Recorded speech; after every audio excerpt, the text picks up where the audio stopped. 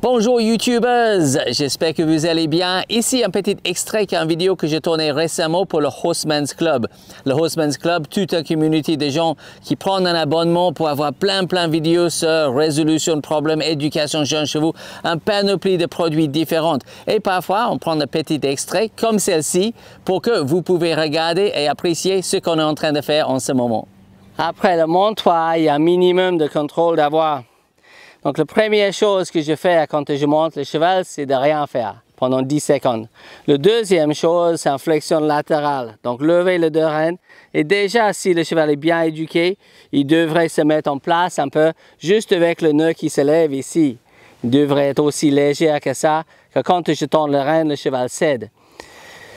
Peu importe, même si ce n'est pas le cas, je lève, je glisse, je ferme la main lentement et j'amène la main ici comme si je plante un couteau dans la cuisse.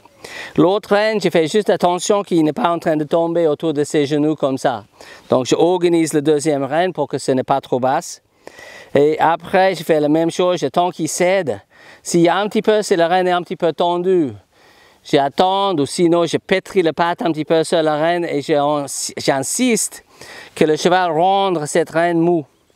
Si c'est un petit peu tendu ici, je garde la tension. Au pire, je pétris le patte un petit peu, mais l'instant que le rêne devient mou, je relâche tout. Je fais ça un petit peu ici pour qu'on peut voir. Tournez un petit peu vers vous. Oui. Levez, glissez, ferme la main, le rêne un petit peu tendu. Quand il cède comme ça, relâche tout et rapidement. Le secret d'une bonne main, c'est une main qui ferme lentement et qui s'ouvre rapidement. Et pas l'inverse, une main qui ferme rapidement et qui ne s'ouvre pas, ce n'est pas une bonne main.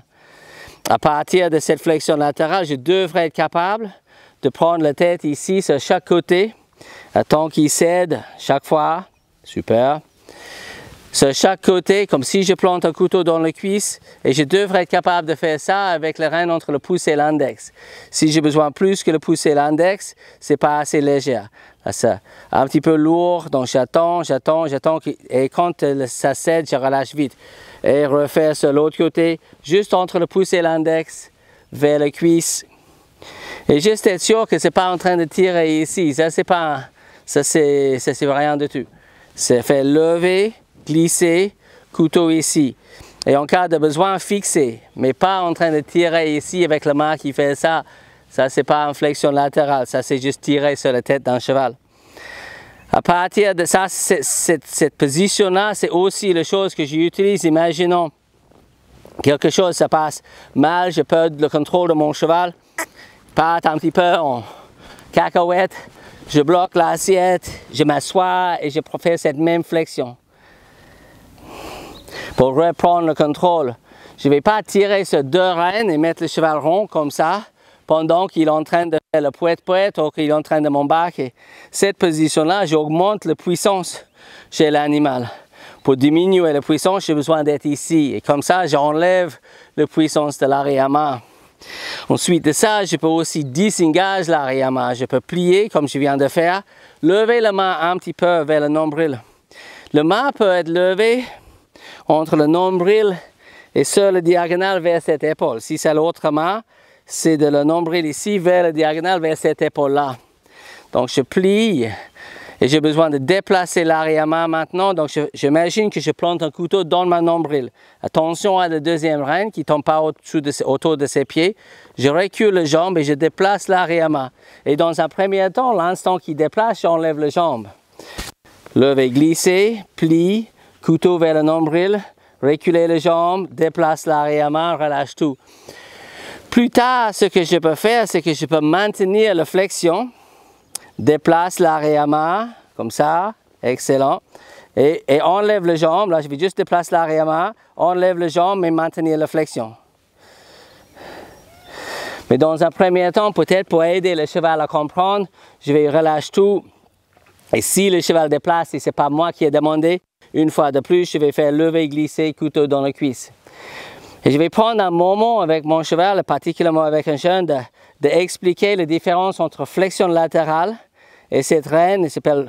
En anglais, on parle d'un rêne indirect, mais c'est le contrôle de l'arrière-main. Donc ça, c'est juste le tête et l'encolure. Maintenant, je lève, je relâche le pli un petit peu, je lève le main plus vers le nombril et je déplace l'arrière-main. Il y a vraiment, au début, aider le cheval à séparer. Ça, on ne bouge pas le pied. Je lève le main, je recule le jambe, maintenant on déplace le pied. Mais il ne devrait pas déplacer ses pieds si je ne fais rien avec mes jambes. C'est mes jambes qui déplacent ses pieds. Plus tard, je vais juste mettre les jambes, il va déplacer le pied. Mettre les jambes ici, il déplace ses pieds. Ça, c'est juste le postérieur. Juste le postérieur vers là-bas, juste le postérieur vers là-bas. L'importance pour lui, c'est qu'il sait qu'est-ce qu'il peut faire pour enlever le gêne, pour enlever ses jambes. Et je devrais être capable, d'ici, de séparer le tête et l'encolure, l'arrière-main, donc reculer les jambes, arrière-main et l'épaule. Et cette fois pour l'épaule, je vais mettre cette jambe ici, juste derrière le sangle, là où il tombe, pousse avec les jambes, ouvre la porte et déplace l'épaule. L'importance là, good boy, c'est de faire attention de ne pas tirer avec la reine d'appui. Souvent, les gens, particulièrement quand ils montent avec une reine à la Wild West, il va faire ça pour tourner vers là-bas et tirer cette reine ici comme ça.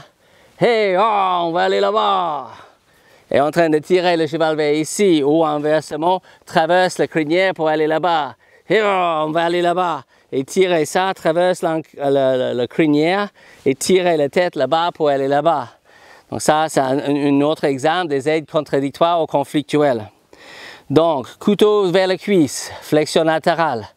Couteau vers le nombril, reculer les jambes, reine en direct, déplace l'arrière-main, ouvre la porte, donc couteau vers le voisin, un petit peu haut, et déplace les épaules et pousse le cheval vers là-bas.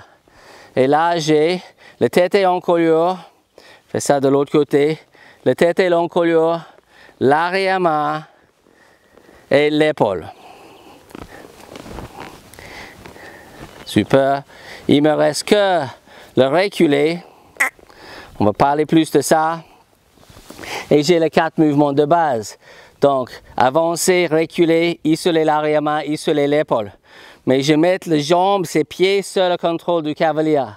Si déjà je n'ai pas le contrôle de ses pieds, je n'ai pas le contrôle de grand-chose, la chose va mal se passer. Donc, première chose, est-ce que j'ai le contrôle de ses pieds? Est-ce que je peux avancer? Est-ce que je peux arrêter? Est-ce que je peux reculer? Est-ce que je peux isoler l'arrière-main? Est-ce que je peux isoler, super, l'épaule? Et si moi j'ai le contrôle de ses pieds, l'environnement va avoir moins de contrôle sur lui. Mais ça, c'est la base de base. Vous pouvez essayer. Faites attention que vous n'êtes pas en train de dépasser le niveau de votre cheval, de faire les exercices trop avancés, mais toujours soyez inspiré, intéressé et passionné par ce que vous faites avec votre cheval. Soyez sûr d'abonner sur la chaîne et aussi cliquez sur la cloche pour avoir les notifications. Comme ça, chaque fois qu'il y a quelque chose d'intéressant, vous allez être notifié. Très bonne continuation et à bientôt.